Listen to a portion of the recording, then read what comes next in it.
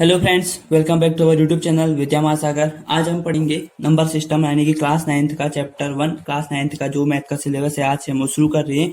तो बढ़ते हैं वीडियो की तरफ। अगर उससे पहले वीडियो आपने चैनल को सब्सक्राइब नहीं किया है तो प्लीज सब्सक्राइब कर लीजिएगा, और अगर आपको वीडियो पसंद आती है तो अपने दोस्तों के साथ शेयर और लाइक जरूर कीजिएगा। तो शुरू करते हैं हमारा चैप्टर नंबर सिस्टम यानी कि नंबर्स क्या होता है, कोई भी संख्या होती है जिसे हम नंबर कहते हैं। ठीक है, अब नंबर्स भी दो प्रकार के होते हैं, रियल नंबर्स होते हैं, कॉम्प्लेक्स नंबर्स होते हैं।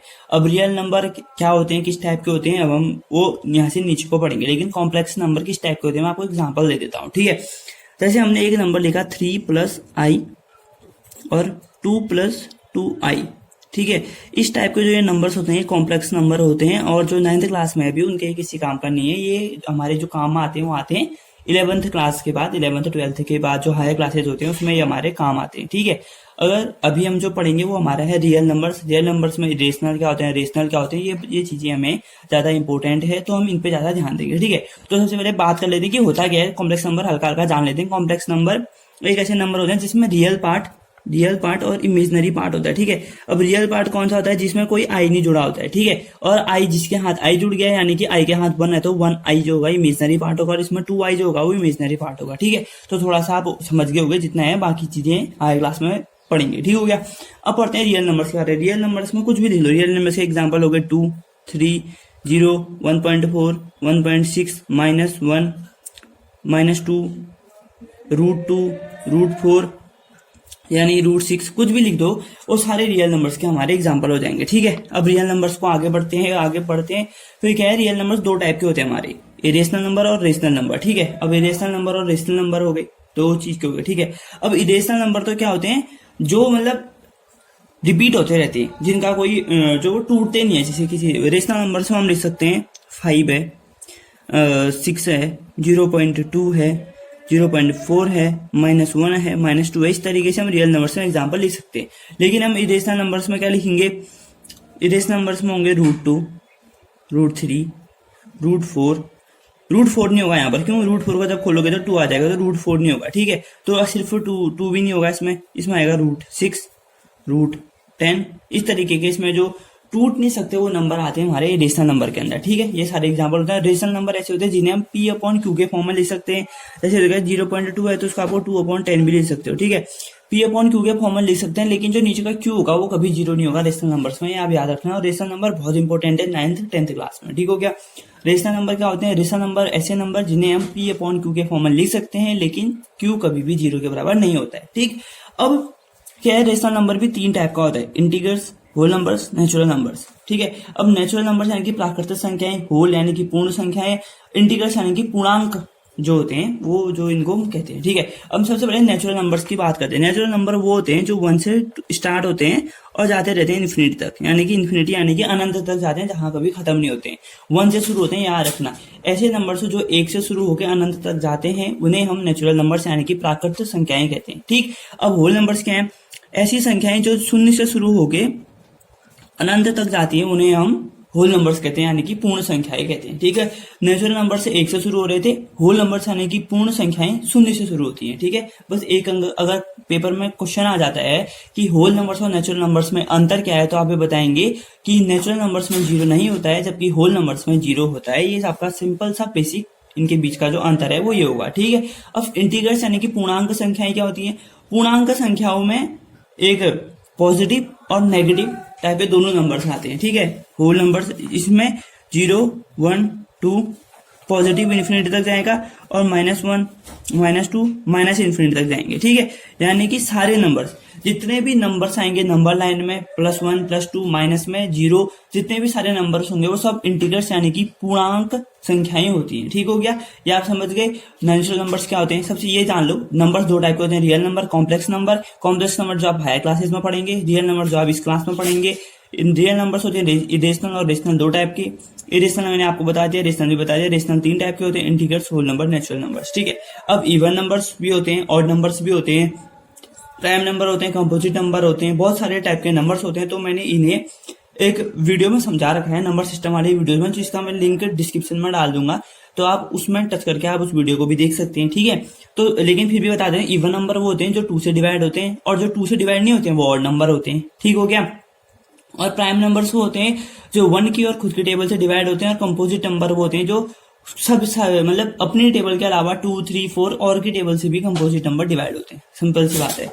अब इरेशनल नंबर के अंदर और रेशनल नंबर, रियल नंबर्स के अंदर दो टर्म्स आते हैं, टर्मिनेटिंग और रिकरिंग। ठीक है। अब टर्मिनेटिंग नंबर्स क्या होते हैं, जैसे 625/1000 लिखा तो ये 0.625 जब डिवाइड किया तो इतना आ गया। ठीक है। यानी कि जब जो नंबर खत्म हो जाते हैं उसे हम टर्मिनेटिंग कहते हैं। और रिकरिंग नंबर्स यानी कि जो दोबारा दोबारा रिपीट होते रहते हैं, या फिर हम उनको नॉन टर्मिनेटिंग भी कह सकते हैं, या फिर रिपीटिंग भी कह सकते हो। अब देखो 0.42 के ऊपर बार है, 1.042 42 42 42 ऐसे आगे को बढ़ते रहेगा, इसलिए यहाँ पर इसको 1.042 बार लिखा है, यानी कि इनको रिकरिंग नंबर्स कहते हैं। ठीक है। टर्मिनेटिंग और रिकरिंग का मतलब यही होता है। टर्मिनेटिंग क्या होते हैं, जो नंबर्स की फिक्स वैल्यू होती है, चाहे वो पॉइंट के बाद ही क्यों ना हो, 10 डेसिमल प्लेस के बाद भी क्यों ना हो, लेकिन अगर उसकी फिक्स वैल्यू है तो वो हमारा टर्मिनेटिंग नंबर है। अगर रिकरिंग यानी कि जो जिसकी वैल्यू रिपीट करते रहती है। ठीक है। वैल्यू रिपीट करते रहते हैं, यानी कि कुछ टाइम बाद जो नंबर्स हैं वो खुद को रिपीट करने लग जाते हैं, और हमारा जो लास्ट रिमाइंडर 0 नहीं आता है रिकरिंग में। ये आप सिंपल सी बात समझ लीजिए। ठीक हो गया। अब आइडेंटिटीज और इरेशनल नंबर। ठीक है। इरेशनल नंबर की आइडेंटिटी पढ़ लेते हैं। जैसे हम ए बी को a इंटू बी लिख सकते हैं, वैसे ही रूट ए बी को root A multiply root B लिख सकते हैं। अब root A plus root B और रूट ए माइनस बी को हम लिख सकते हैं ए माइनस बी। सिंपल ए प्लस बी ए माइनस बी होता था हमारा ए का स्क्वायर माइनस बी का स्क्वायर। अब अंडर रूट ए का स्क्वायर कितना होता है ए, अंडर रूट बी का स्क्वायर कितना होता है बी। अब ये भी देख लो, दो चीज ये भी हो गई, अंडर रूट ए का स्क्वायर होता है हमारा ए। ठीक है। ये भी आप एक चीज है, ये भी ध्यान में रख लो। ठीक है, हो गया। अब A plus under root B और A minus under root B, वही चीज हो गया, ए का स्क्वायर माइनस बी का अंडर रूट बी का स्क्वायर होगा तो बी हो जाएगा, वही है। फिर A under root A plus B under root C plus D, इनको आपस में मल्टीप्लाई किया तो हमारा ये आया। ठीक है। और वहीं पर हमने under root A plus B और under root C minus D को मल्टीप्लाई किया आपस में तो हमारा ये आया। और under root A plus under root B का होल स्क्वायर कितना होगा, A plus 2 root A B plus A B. अब ये कौन सा फॉर्मूला था, ए प्लस बी का होल स्क्वायर वाला हमारा फॉर्मूला होता था। आइडेंटिटी होती थी ए का square plus 2ab plus B का स्क्वायर। तो उस तरीके से हमारा यहाँ भी प्रॉपर्टी आई। ठीक है। और under root A minus under root B का स्क्वायर का होता है A minus 2 under root A B plus B, वही चीज ए माइनस बी का जो होल स्क्वायर होता है वही चीज यहाँ पर भी होती है। ठीक है। जो आपको आइडेंटिटी पहले आती थी वही आइडेंटिटी यहाँ पर भी यूज करनी है, बस थोड़ा सा क्या है इसमें रूट आ गया है, बस इतना सा बेसिक सा डिफरेंस है। ठीक।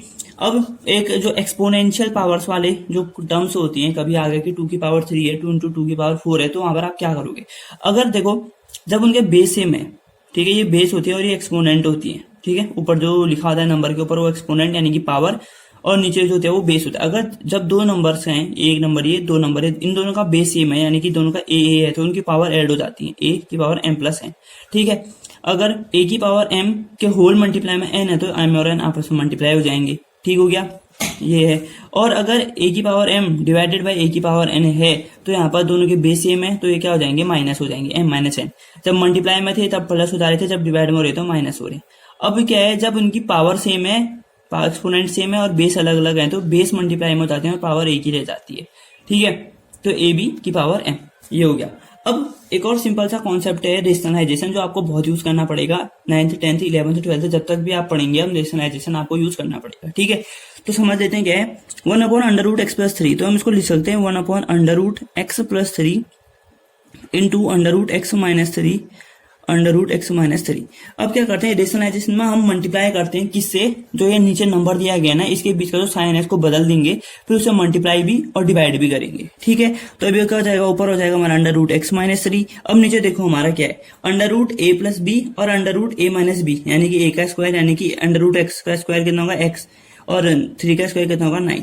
तो जो हमारा आंसर था वो ये आ गया। ठीक है। रेशनलाइजेशन का मतलब यही होता है कि जो आपका जो नीचे वाली जो नंबर है उसको इरेशनल से बदल के रेशनल में बदलना है। ठीक है आपको, तो रेशनलाइजेशन का मतलब यही होता है। तो सिंपल सी बात है, हमने सारी चीजें पढ़ ली, नंबर्स क्या होते हैं, इरेशनल नंबर्स के जो क्या है फॉर्मूले हैं उनको भी पढ़ लिया है। तो उम्मीद करता हूँ कि आपको ये सब समझ में आया होगा। अगर समझ में आया तो प्लीज लाइक कीजिए, चैनल को सब्सक्राइब करें, कमेंट करके बताएं आपको वीडियो कैसी लगी, और शेयर जरूर करें अपने दोस्तों के साथ।